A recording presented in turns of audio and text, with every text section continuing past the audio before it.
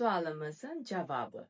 Bu sırada biz onurgasız heyvanlardan molluskalar tipinin her üç sinifinin nümayəndələrini, boğmayaqlar tipindən isə xərçəngkimilər və hörümçəkkimilər sinifinin nümayəndələrini götürə bilərik.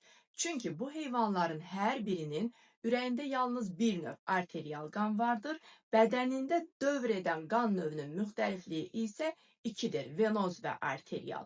Onurğalı heyvanlardan isə balıq, çömçəquyruq, bir də timsahı götürə bilərik. Çünki balıq və çömçəquyruğun ürəyində yalnız bir növ venoz qan vardır, bədənlərində dövr edən qan növünün müxtəlifliyi isə ikidir, venoz və arterial. Bir də timsah dedim, çünki timsahın ürəyində iki növ venoz və arterial qan olmasına baxmayaraq, bədənində dövr edən qan növünün müxtəlifliyi üçdür, venoz, arterial, bir də qarışıq.